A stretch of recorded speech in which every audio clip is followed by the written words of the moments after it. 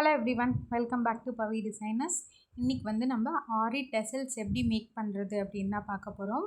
ஆரி tassels வந்து நம்ம எப்படி ப்ளவுஸில் டிசைன் போட்டிருக்கோமோ அதே டிசைனை வந்து நான் வந்து இன்றைக்கி டேசல்ஸாக மேக் பண்ணியிருக்கேன். எப்போவுமே ஆரி டேசல்ஸ் போடும்போது நீங்கள் உங்களுக்கு ரவுண்ட் ஷேப், ஸ்கொயர் என்ன ஷேப் வேணாலும் ஃபஸ்ட்டு அதில் செயின் போட்டுட்டு அந்த செயினுக்கு மேலே நீங்கள் ஜிக்ஸாக் போட்டுடணும். நான் வந்து ப்ளவுஸ் ஃபுல்லாகவே இந்த டிசைன் தான் போட்டிருந்தேன். அதனால் அந்த டிசைன் அப்படியே நான் வந்து எனக்கு வந்து டெசல்ஸ்க்கும் வேணும் அப்படிங்கிறதுனால அதை நான் அப்படியே இந்த மாதிரி கன்வெர்ட் பண்ணிக்கிட்டேன்.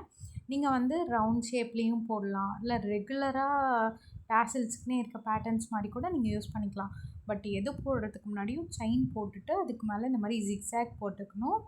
ஜிக்ஸாக் போட்டு முடிச்ச வாட்டி அதுக்கப்புறம் ஒன்றா நம்ம இந்த மாதிரி கட் பண்ணி எடுத்துக்கணும். அதே மாதிரி டேசல்ஸ் போடும்போதெல்லாம் நீங்கள் வந்து த்ரெட்டை கீழே கரெக்டாக வந்து கட் பண்ணி நாட் பண்ணியிருக்கணும். அப்படியே எக்ஸஸாக இருந்தது அப்படின்னா அந்த டிசைன்ஸ் எல்லாம் வந்து பிரிஞ்சு வரதுக்கு சான்ஸ் இருக்குது. அதனால் டேசல்ஸ் போடும்போது ஒன்றையும் கரெக்டாக வச்சு போடுங்க.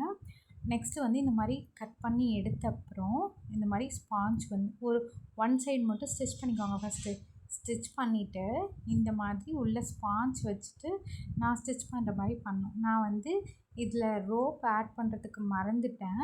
அதுக்கப்புறமா வந்து மறுபடியும் கொஞ்சம் தூரம் கேப் நான் எடுத்து விட்டுட்டு மறுபடியும் ரோப் ஆட் பண்ணிக்கிட்டேன். இந்த மாதிரி யூனிக்கான உங்களுக்கு ஆரி டேசல்ஸ் எல்லாம் பண்ணி நீங்கள் கஸ்டமருக்கு கொடுத்தீங்க அப்படின்னா ரொம்பவே ஹாப்பி ஆகிடுவாங்க. தேங்க்யூ ஃபார் வாட்சிங்.